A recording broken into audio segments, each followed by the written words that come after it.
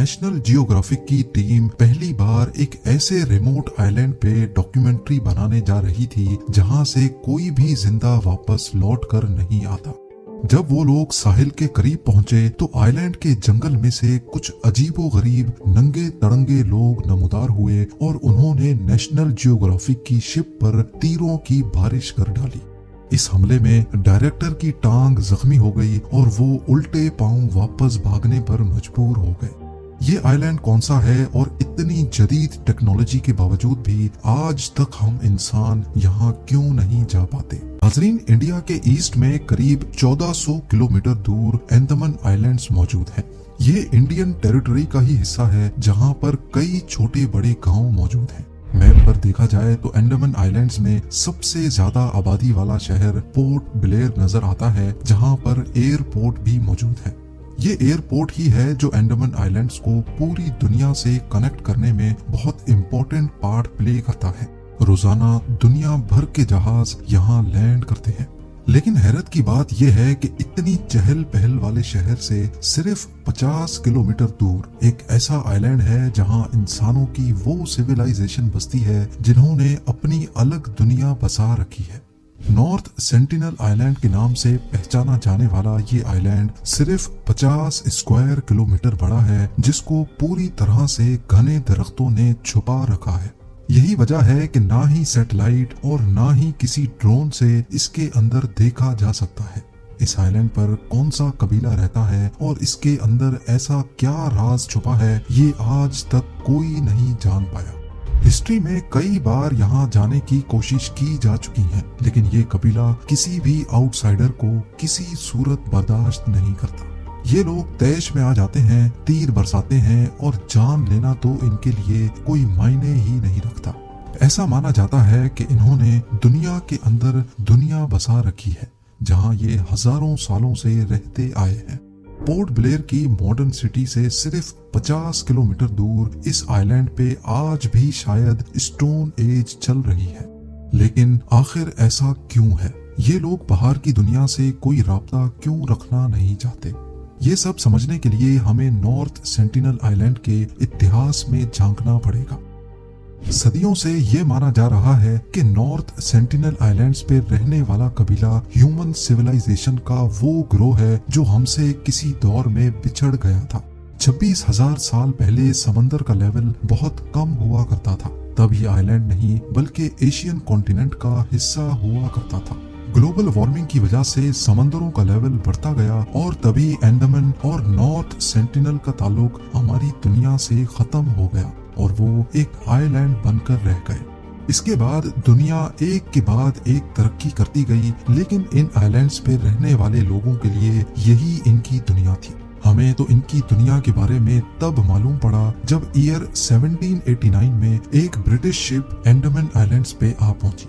लेकिन उन्होंने north sentinel islands को विजिट नहीं किया क्योंकि ये एक छोटा सा आइलैंड है और शायद उनकी नजर में इसकी कोई स्ट्रेटेजिक वैल्यू नहीं थी, एटलीस्ट अगले 78 सालों तक। ईयर 1867 में जब इंडिया पर ब्रिटिश राज था, तब उनकी एक शिप इंडियन कोस्ट से अंडमान आइलैंड्स जा रही थी, तो रास्ते में नॉर्थ सेंटिनल आइलैंड्स के करीब वो खराब हो गई। इस शिप में 106 ब्रिटिश और इंडियंस मौजूद थे। उन्होंने समझा कि ये आइलैंड बयाबान है और यहाँ शायद कोई नहीं रहता, लेकिन उनकी ये सोच कुछ ही लम्हे में बदलने वाली थी। रेस्क्यू के इंतजार में इन्होंने कुछ दिन यहीं पर पनाह लेने का फैसला किया। तीसरे दिन आइलैंड पे छुपे कबीले ने इन पर तीरों से हमला कर दिया। कई लोग मारे गए और कई को रॉयल नेवी ने रेस्क्यू कर लिया। नॉर्थ सेंटिनल आइलैंड्स के साथ ये दुनिया का पहला कांटेक्ट था जो खून खराबे पे आकर खत्म हुआ था। अगले 13 सालों तक किसी ने भी वापस यहाँ लौटने की हिम्मत नहीं की। फिर ईयर 1880 में एक ब्रिटिश लॉर्ड को अंडमान आइलैंड्स का क्राउन एडमिनिस्ट्रेटर बनाकर भेजा गया। इनका नाम मॉरिस विडाल पोर्टमैन था और इन्होंने नॉर्थ सेंटिनल आइलैंड पे जाने का फैसला किया क्योंकि पोर्टमैन वो सारा एरिया खुद देखना चाहते थे जिसके वो क्राउन एडमिनिस्ट्रेटर बनकर आए थे। उनका प्लान था कि वो कबीले के चंद लोगों को किडनैप करके उनको अंडमान आइलैंड्स लेकर आएंगे। उनका ठीक से ख्याल रखेंगे और फिर एक अच्छे पैगाम के साथ, अच्छे मैसेज के साथ उनको वापस भेजेंगे। शायद इससे वो खोए हुए कबीले से अच्छा कांटेक्ट बना सके, उनको ये एहसास दिला सकें कि वो भी हमारी तरह के ही इंसान हैं। पोर्टमैन नॉर्थ सेंटिनल आइलैंड गए और कई दिन तक कबीले से छुपने में कामयाब रहे। फिर उनको यहाँ एक फैमिली नजर आई जिसमें एक कपल और उनके 4 बच्चे थे। पोर्टमैन ने उस फैमिली को किडनैप किया और उनको एंडमान आइलैंड्स पे लेकर आ गए। नॉर्थ सेंटिनल आइलैंड की हिस्ट्री में पहली बार इनका बाहर की दुनिया से कांटेक्ट हुआ था। दुनिया में फैली कई बीमारियां इनकी बॉडी के लिए बिल्कुल नई थी। बड़ी एज वाला कपल इन बीमारियों की लपेट में आ गया और जिंदगी की बाजी हार गया।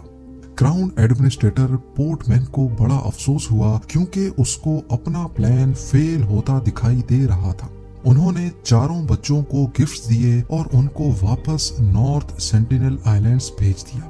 पोर्टमैन ने अपनी डायरी में लिखा कि हमारा मिशन फेल हो गया है, हमने सेंटिनल्स के दिल में मजीद खौफ डाल दिया है और ये बेहतर होगा कि उनको अकेला छोड़ दिया जाए।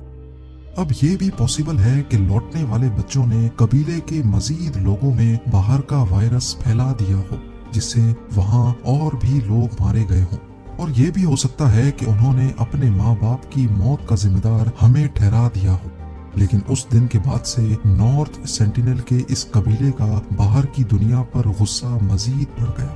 अगली कई दहाइयों तक कोई गलती से भी नॉर्थ सेंटिनल आइलैंड जाता तो उसको कबीला मारकर उसकी लाश को साहिल पे ही लटका देता था, जो इस बात का सीधा साधा इशारा था कि हमारे पास आने की गलती भी मत करना।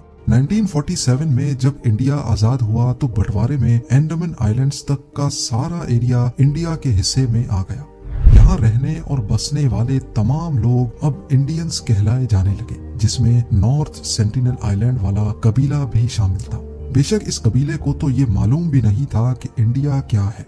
इंडियन गवर्नमेंट ने फैसला किया कि इस नाराज कबीले से एक पीसफुल कांटेक्ट किया जाए।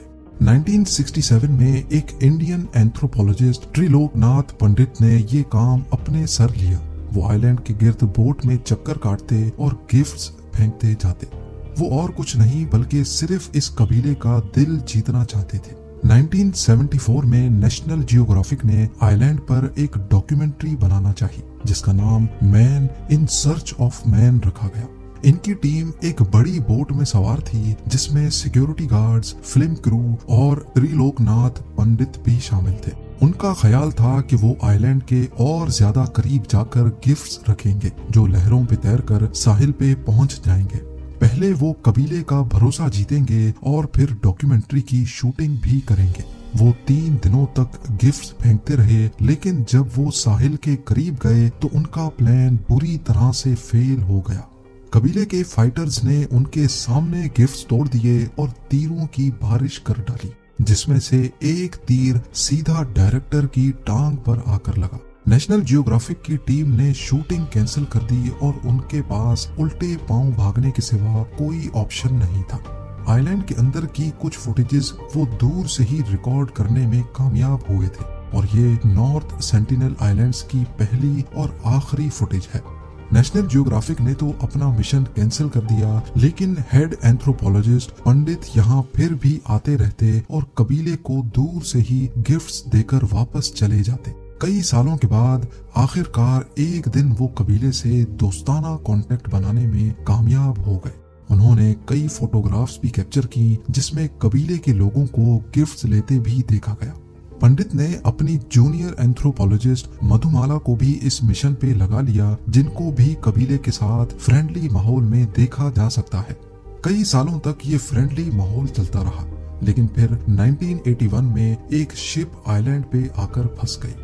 ये पनामा में रजिस्टर्ड MV प्रिमरोज शिप थी। इसमें 30 लोग सवार थे जो रेस्क्यू का वेट करने लगे। कई दिनों के बाद उन्होंने नोटिस किया कि 50 से ज्यादा लोग आइलैंड से निकलकर उनकी तरफ तीर फेंक रहे हैं। उन्होंने अपनी कंपनी से इमरजेंसी कांटेक्ट किया और हेलीकॉप्टर की मदद से उनको वहां से एयरलिफ्ट कर लिया गया। उनकी शिप आज भी नॉर्थ सेंटिनल आइलैंड के साहिल पे मौजूद है, जिसको गूगल अर्थ पे देखा जा सकता है। एक बात तो क्लियर है कि किसी भी रीजन की वजह से नॉर्थ सेंटिनल आइलैंड के लोग अगर किसी पे रहम दिल रहे हैं तो वो हैं त्रिलोकनाथ पंडित और उनकी जूनियर मधुमाला। लेकिन जब पंडित रिटायर हुए तो इंडियन गवर्नमेंट ने सेंटिनल आइलैंड के तमाम फ्यूचर विजिट्स कैंसिल कर दिए और आइलैंड को सील कर दिया गया। तब से लेकर इसके गिर्द इंडियन नेवी की शिप्स पेट्रोल करती हैं। किसी को भी किसी भी वजह से यहाँ जाने की परमिशन नहीं है। लेकिन बात यहाँ खत्म नहीं हुई। 2006 में 2 मछेरे गलती से इस आइलैंड पे जा पहुंचे। उस एरिया में जो दूसरे मछेरे फिशिंग कर रहे थे, उन्होंने देखा कि कबीले के चंद लोगों ने दोनों मछेरों को उनकी आंखों के सामने मार डाला और उनकी बॉडीज को बीच के किनारे लटका दिया। इस वाक़ये के 12 सालों तक किसी ने भी नॉर्थ सेंटिनल आइलैंड पर जाने की हिम्मत नहीं की। लेकिन फिर 2018 में अमेरिका से ताल्लुक रखने वाले 26 साला जॉन एलन ने यहाँ छुप छुप कर जाने का फैसला किया। जॉन फ्लाइट पे अंडमान आइलैंड पहुंचे और कुछ मछेरों को रिश्वत देकर जबरदस्ती उनको नॉर्थ सेंटिनल आइलैंड जाने पर मजबूर किया।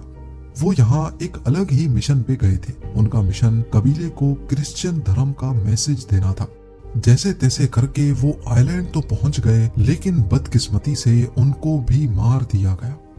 जॉन समेत आज तक पता नहीं कितनी बॉडीज नॉर्थ सेंटिनल आइलैंड्स पर मौजूद हैं जिनको वापस नहीं लाया जा सकता।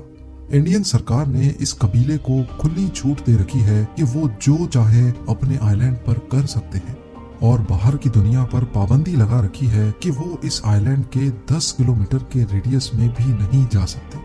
नॉर्थ सेंटिनल आइलैंड दुनिया का वाहिद आइलैंड है जहां पर जाना मौत को गले लगाने जैसा है। यहाँ रहने वाले लोग वाकई अकेले रहना चाहते हैं या फिर ये लोग अपने आइलैंड पर मौजूद किसी बहुत बड़े राज को हमसे छुपा रहे हैं। ये आज तक एक मिस्ट्री बनी हुई है।